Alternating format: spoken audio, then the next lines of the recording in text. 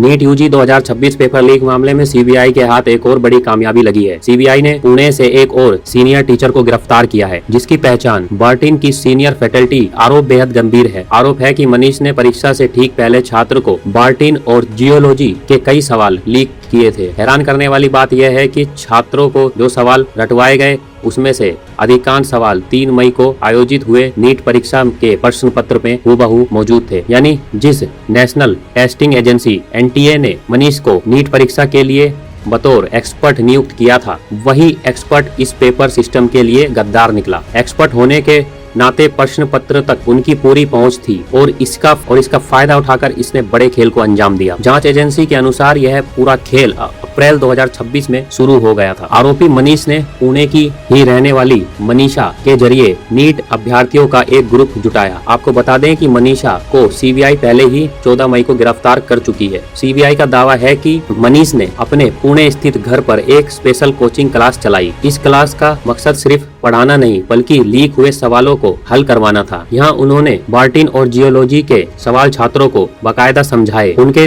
Notebook में लिखवाया और किताबों में मार्क भी करवाया। इस मामले के तार अब देश के कई कोनों से जुड़ रहे हैं। सीबीआई अब तक दिल्ली, जयपुर, गुरुग्राम, नासिक, पुणे और अहिल्यानगर से कुल 9 आरोपियों को गिरफ्तार कर चुकी है। इसमें से 5 आरोपियों को कोर्ट में पेश कर 7 दिन की पुलिस रिमांड पर लिया गया है, जबकि गुरुवार को गिरफ्तार 2 अन्य आरोपियों को पुणे कोर्ट में रिमांड पर दिल्ली लाया गया है। एक्शन यही नहीं रुका है। पिछले 24 घंटे में सीबीआई ने देश भर में 6 अलग अलग ठिकानों पर ताबड़तोड़ छापेमारी की है। इस कार्रवाई के दौरान कई अहम दस्तावेज, लैपटॉप, बैंक स्टेटमेंट और मोबाइल फोन जब्त किए गए हैं, जिनकी इस वक्त फोरेंसिक और डिजिटल जांच चल रही है। सीबीआई की शुरुआती जांच में एक और बेहद चौंकाने वाला खुलासा हुआ है। पता चला है कि नीट 2026 के पेपर परीक्षा से 2 दिन पहले यानी 1 मई को ही लीक कर दिया गया था। कहा जा रहा है कि 1 मई की रात करीब 11:30 बजे प्राइवेट माफिया नाम के एक टेलीग्राम ग्रुप पर इस पेपर का पीडीएफ डाल दिया गया था। सोशल मीडिया पर इसका एक वीडियो भी वायरल हो रहा है। हालांकि देश का सीन हमारा चैनल इस वीडियो की सत्य होने का दावा नहीं करता है। जांच एजेंसियां इस पूरी डिजिटल चेन को खंगालने में जुटी हैं। नीट पेपर लीक होने के बाद छात्रों और राजनीतिक संगठनों का गुस्सा फूट पड़ा है। National student union of India (NSUI) के सदस्य ने नेशनल टेस्टिंग एजेंसी (NTA) के दफ्तर के बाहर जोरदार विरोध प्रदर्शन किया और NTA पर पूरी तरह बैन लगाने की बात की। हाथों में पोस्टर, बैनर और पट्टियों के झंडे लिए कार्यकर्ताओं ने 3 मूर्ति सर्कल से शिक्षा मंत्री के आवास की ओर मार्च निकाला। प्रदर्शनकारी अपने हाथों में चैन और ताला लेकर पहुंचे थे और शिक्षा मंत्री धर्मेंद्र प्रधान के घर के बाहर हंगामा करते हुए उन्होंने नकली नोट भी उड़ाए। माहौल बिगड़ता देख पुलिस ने यूथ कांग्रेस अध्यक्ष को हिरासत में ले लिया है। यूथ कांग्रेस ने सरकार पर तीखा हमला बोलते हुए आरोप लगाया है कि पिछले 12 साल में देश में लगभग 90 परीक्षा के पेपर लीक हो चुके हैं और खुद नीट का पेपर 4 बार लीक हो चुका है। उनका आरोप है कि ऐसी